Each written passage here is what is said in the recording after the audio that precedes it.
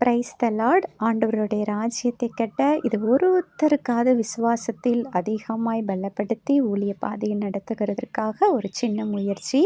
ஒரு அருமையான வேத பகுதி உண்டு. யோவான் 12:24. மெய்யாகவே மெய்யாகவே நான் உங்களுக்கு சொல்லுகிறேன், கோதுமை மணியானது நிலத்தில் விழுந்து சாகாவிட்டால் தனித்திருக்கும், செத்ததே ஆகில் மிகுந்த பலனை கொடுக்கும். நம்ம தேசத்திற்கு வந்த அத்தனை மிஷினரிகளும் நம்ம இந்தியாவில் வந்து ரத்தம் சிந்தினது நம்மளுடைய தேசத்தில் இப்போ நம்ம சுவிசேஷத்தை ஈஸியாக அறிவிக்கிறதற்கு ஒரு சாதகமாய் அமைந்திருக்கிறது.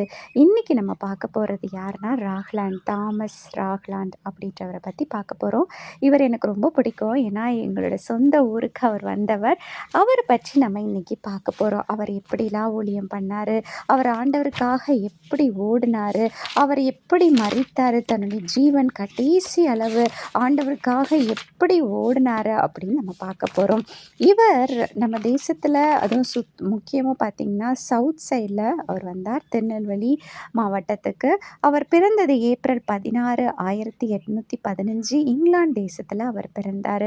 அவர் பிறக்கும் போதே அவருடைய தகப்பனை அவர் பார்க்கவில்லை. அவங்க அம்மா கன்சீவாக இருக்கும் போதே அவருடைய தகப்பனார் இறந்து விட்டாங்க. அவங்க தாயாரும் கொஞ்ச நாளில் அவங்க இறந்துட்டாங்க. இவருக்கு ஒரு அண்ணனும் ஒரு அக்காவும் உண்டு. இவங்க 2 பேரும், இவர் 3 பேரும் உங்களுடைய மாமா வீட்டில் தான் வளர்கிறாங்க. எப்படி எஸ்தர் வந்து யாரும் இல்லாமல் தன்னுடைய சித்தப்பா வீட்டில் வளர்ந்தாலோ அதே போல் ராக்லாண்ட் தன்னுடைய மாமா வீட்டில் வளர்ந்து அங்கே அவர் படிக்கிறாரு. அப்போது நல்லா படிக்கிறனால அங்கே ஹென்ரி வின் அப்படின்ற ஒரு மன்னர் வந்து இவரை தன்னுடைய இந்திய தேசத்திற்கு அனுப்புறதுக்காக அவர்கிட்ட போய் அப்ரோச் பண்ணுறாரு. இவரும் சரி அப்படின்னு சொல்லிட்டு 1800 900 அளவு அவர் அங்கே கடந்து வருகிறார். அப்போது இந்தியாவுக்கு கடந்து வைப்போம் அப்படின்னு சொல்கிறாரு. இவரும் கிளம்பி வருகிறார்.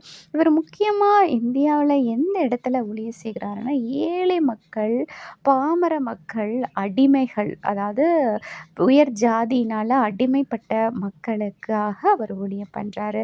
அப்போது இவங்க கோயிலுக்கு வரக்கூடாது, சர்ச்சுக்கு வரக்கூடாது, இந்த இடத்துக்கு வரக்கூடாது, அந்த இடத்துக்கு நிறைய ரெஸ்ட்ரிக்ஷன் வந்து அந்த புவர் பீப்புளுக்கும் அந்த ஜாதி சின்ன ஜாதி அப்படின்ற மக்களுக்கும் இருந்துச்சு. அவங்களுக்கு ஆண்டவரை பற்றி அறிவிக்கிற ஒரு உன்னதமான ஊழியத்தை அவர் செய்து கொண்டு வந்தார்.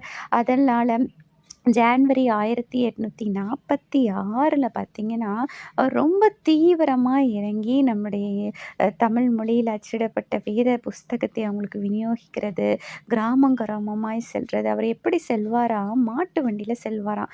திருநெல்வேலியிலேருந்து சென்னைக்கு மாட்டு வண்டியில் வருவாராம். வந்து சென்னைக்கும் திருநெல்வேலிக்கும் நிறைய ஊழியங்கள், அங்கே உள்ள ஆசாரியர்கள், புவர் பீப்பிள், பெரிய பெரிய பணக்காரங்க, ஏழைகள், ஜாதியில் கம்மியாக இருக்கவங்க எல்லார்கிட்டையும் ஆண்டவரை பற்றி சொல்கிறதுல அவர் ரொம்ப களத்தில் தெரிந்தவர். அதே மாதிரி பெண் அடிமை, பெண்களை அடிமைப்படுத்தி வைத்திருக்கிறவங்களுக்கு, அப்புறம் ஆண்கள்லே லோ ஜாதி அப்படின்னு அவங்கள அடிமைப்படுத்தி வைத்திருக்கவங்க எல்லாருக்கும் ஆண்டவரை பற்றி சொல்கிறதுல அவர் ரொம்ப ரொம்ப ரொம்ப ரொம்ப ரொம்ப ஆதரவாக இருந்தவர். அதனால் அவங்களுக்கு வந்து ஒரு நல்ல பேர் வந்து அந்த இடத்துல கிடச்சிச்சு. எல்லா ஏழை மக்களிடையே ஒரு ஜாதி பார்க்கல, மதத்தை பார்க்கல, இவர் நம்ம மேலே எவ்வளோ அன்பு வைத்திருக்கிறார் அப்படின்னு அவர் அதிகமாய் வரவேற்றாங்க. ஆனால் ரிச் பீப்புள்ஸ்க்கு அவரை பார்த்தாலே பிடிக்காது. ஏன் இவர் இப்படி ஒரு புரட்சி ஏற்படுத்துகிறாரு அப்படின்னு நினச்சாங்க. ஆனால் அவர் இரவும் பகலும் ஒவ்வொரு கிராமம் கிராமமாய் சென்று சென்று சென்று அவர் ஊழியம் செய்கிறது தான் அவருடைய ஸ்பெஷாலிட்டி. அவர் தூங்குறது கூட அவர் நேரம் எடுத்துக்க மாட்டார். அவர் மோஸ்ட்லி எல்லா கிராமங்களையும் கவர் பண்ணுவார். தமிழ்நாட்டில் உள்ள அத்தனை கிராமத்துக்கும் அவர் போவார். சென்னைக்கு அடிக்கடி அவர் வந்திருக்காரு. அங்கே உள்ள சர்ச்சஸ் எல்லாத்தையும் பில்ட் பண்ணுறதுல ரொம்ப ரொம்ப ரொம்ப முக்கிய பங்கு அவர் வகிச்சிருக்காரு. ஆண்டவருக்காக ஏதாவது செய்யணும்னு நிறைய ஸ்கூல்ஸ் திறந்து அதில் முக்கியமாக பெண் பிள்ளைகள் படிக்கணும், பெண்களுக்கு எஜுகேஷன் ரொம்ப முக்கியம் அப்படின்னு அவேர்னஸ் கொடுக்கறதுல அவர் பெரிய ஆளாக இருந்தார். இந்த மாதிரி காரியங்கள் அவர் நிறைய ஈடுபட்டு கொண்டு வரனால அந்த இடத்துல அவருக்கு நிறைய எதிர்ப்புகளும் இருந்துச்சு.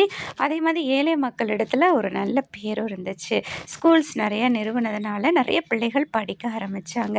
ஸோ எஜுகேஷன்ஸ்க்கு மட்டுமல்ல, அவர் ஆண்டவருடைய செய்தியை போர் வீரர்களுக்கும் அவர் தெரிவித்தார். எப்படி அவர் பாமர மக்களுக்கு தெரிவித்தாரோ அதே மாதிரி சோல்ஜர்ஸ்க்கு, அங்கே ஆங்கிலேயர் ஆண்ட எல்லாருக்குமே அவர் வந்து ஆண்டவரை பற்றி அறிவித்தார். முக்கியமாக அதில் திருநெல்வேலி மாவட்டத்த அவர் தேர்ந்தெடுத்தாரு. அது அவருக்கு ரொம்ப பிடிச்சதா இருந்துச்சு. அதனால அங்க நெறைய பேருக்கு ஆண்டவர பத்தி சொன்னாரு. வக்கீல்கள், அப்புறம் வாதாடுறவங்க, அப்புறம் போலீஸ், அப்புறம் சோல்ஜர்ஸ் எல்லார் மத்தியிலும் அவர் ஊழியம் செய்து வந்தார். அந்த திருநெல்வேலி மாவட்டத்திலே இவர தெரியாதவங்க கிடையாது. ராக்லாண்ட் அப்படின்னா எல்லாருக்குமே தெரியும். அவ்வளோ ஒரு பிரசித்தி பெற்றவராய், ஆண்டவருக்காக ஓடுகிறவராய் இருந்தார். அவருக்கு என்ன ஒரு சூழ்நிலை வந்தாலும் அவர் பின்வாங்கி போகாமல், ஆண்டவருக்காக ஓடுகிறதுல ரொம்ப ரொம்ப ரொம்ப ரொம்ப ஒரு தியாகமாய் செயல்பட்டு வந்தாரு. ஜனவரி 1854ல ஒரு அருமையான வசனத்தை ஆண்டவர் அவருக்கு காண்பித்தார். இதோ உலகத்தின் முடிவு பரியந்தம் சகல நாட்களில் உன்னோடு கூட இருப்பேன். மத்தேயு 28:20 சொல்லப்பட்டது போல, அவர் அந்த வார்த்தையை வைத்து ஆண்டவர் அவரோடு பேசினாரு. இந்த உலகம் முடியும் வரை நான் உன்னோடு கூட இருப்பேன். நீ கவலைப்படாத. அவருக்கும் நிறைய சோர்வுகள், வியாதிகள், பிரச்சனைகள், நிறைய எதிர்ப்புகள் வந்தபோது இந்த வசனத்தை வைத்து அவர் ஜெபித்து கொண்டு தன்னுடைய வாழ்க்கையில அடுத்தடுத்த கட்டத்துக்கு அவர் போய் கொண்டு வந்தார். ஒரு கட்டத்துல பார்த்தீங்கன்னா, சில கிராமங்கள்ல அவருக்கு எதிர்ப்பு தெரிவிக்க ஆரம்பிச்சாங்க. ஏன்னா, அவரு வந்து புவர் பீப்பிள்ஸ்க்கு ஹெல்ப் பண்றனால, ரிச் பீப்பிள்ஸ் அவங்கள ரொம்ப கடுமையா நடத்த ஆரம்பிச்சாங்க. இதனால அவர் நிறைய காடு மேடுல போய் ஒளிகிற ஒரு சூழ்நிலை வந்துச்சு. ஆனாலும் அவர் மனம் தளரவில்லை. அவர் ஆண்டவருக்காக ஓடி திரும்பி திரும்பி ஒவ்வொரு கிராமத்தையும் சந்திச்சு, ஒரு கிராமத்துல எதிர்ப்பு வந்து அடுத்த கிராமத்துக்கு அப்படி மாறி மாறி மாறி சென்று ஆண்டவருடைய வார்த்தையை சொன்னார். வேதாமுகத்தை டிஸ்ட்ரிபியூட் பண்ணுறதுல அவர் ரொம்ப சிறந்து விளங்கினார். எஜுகேஷன், அப்புறம் அனாதை விடுதிகள் நிறைய அவர் செயல்படுத்தி அதில் அங்கே தங்க வச்சு அங்கே பிள்ளைகளை நடத்தினார். இதன் நிமித்தமாய் சிறு பிள்ளைகள் முதற்கொண்டு பெரியவர்கள் வரை இவர் கல்லெறிய ஆரம்பித்தாங்க. இவரை ரொம்ப வாதித்தாங்க. இவர் அவமான வார்த்தைகளில் பேசினாங்க. ஆனாலும் அவர் சோர்ந்து போகலை. அவர் ஆண்டவருக்காக இன்னும் துரிதமாய் ஓடினார். 1854லேருந்து 58 அளவு அவர் வந்து சென்னையில் ஊழியம் பண்ணார். சென்னையும் அவருக்கு ரொம்ப பிடித்தமான இடம். திருநெல்வேலி எப்படியோ அதே போல் சென்னையிலையும் அவர் நிறைய சாஸ்திரிகள் இடத்தில் வேதத்தை கொடுத்து அவங்களுக்கும் ஆண்டவரை பற்றி சொல்லி அனுதினமும் சபையில் அவங்கள சேர்த்து கொண்டு வந்தார். இதனால் நிறைய எதிர்ப்புகள் அவருக்கு வந்தது. அவர் கட்டையால் அடித்தாங்க, கல்களை எறிந்தாங்க. ஆனாலும் அதற்காக அவர் சோர்ந்து போகலை. ஒரு கட்டத்தில் அவரை சூழ்ந்து கொண்டு எல்லா தடிகளை வைத்து அவர் மண்டையிலே அடித்தாங்க. அவ்வளோ வேதனைகள், அவ்வளோ பாடுகள் எல்லாம் ஆண்டவருக்காக அவர் ஒரு பொருட்டாக எண்ணாமல் எல்லாவற்றையும் அவர் சகித்தார். நம்ம ஆண்டவருக்காக இன்னும் அதிகமாய் ஓடணும், இன்னும் அதிகமாய் ஆண்டவரோட ராஜ்யத்தை கட்டணும் அப்படின்றதுல அவர் தீவிரமாக இருந்தார். 1855ல் அவருக்கு கொஞ்சம் சுகவீனம் வர ஆரம்பிச்சிச்சு. உடம்புல நிறைய ப்ராப்ளம்ஸ் வந்து அவர் ரத்த வாந்தி எடுக்க ஆரம்பித்தார். அப்போ உணவு அவரால் உட்கொள்ள முடியல. இந்த மாதிரி நிறைய சூழ்நிலைகளால் அவர் ரொம்ப பாதிக்கப்பட்டார். அவருடைய உடம்பு கொஞ்சம் கொஞ்சமாக பலவீனமானது. சில நேரத்தில் சாப்பிட ஒன்றும் இருக்காது. அப்புறம் அவர் தொப்பி எடுத்து பக்கத்து வீட்டில எல்லாம் கூழ் கேட்பார். அது தொப்பியில் வாங்கி குடித்த நிலைமைகளும் உண்டு. அவர் இந்த வியாதினால ரொம்ப கஷ்டப்பட்டு ஒரு நாள் அவர் மரித்து போனார். அவர் மரிக்கும்போது பயங்கர மழை. அவர் திருநெல்வேலியில் தான் அவரை அடக்கம் பண்ணணும்னு நினச்சாங்க. ஆனால் அவர் ஊழியம் செய்து கொண்டிருந்தது சிவகாசியில். அதனால் வேறு வழி இல்லாமல் அவரை சிவகாசியில் அவர் அடக்கம் பண்ணாங்க. இன்னமும் சிவகாசியில் அவருடைய கல்லறை இருக்கிறது. அவருடைய கல்லறை இன்னும் பேசிக்கொண்டிருக்கிறது. எவ்வளோ பேரை ஆண்டவருக்காக வைராக்கியமாக ஆண்டவருக்காக எழுப்பின அந்த தேவ மனிதன் சிவகாசியில் இரத்த சாட்சியாய் அவர் மரித்தார். அவர் இன்னமும் அவருடைய அபகாரத்தமாய் ஜூன் 29, 1917 ஒரு ஆலயம், ஒரு சிஎஸ்ஐ ஆலயம் வந்து சிவகாசியில் அவருடைய பேரில் இருக்குது.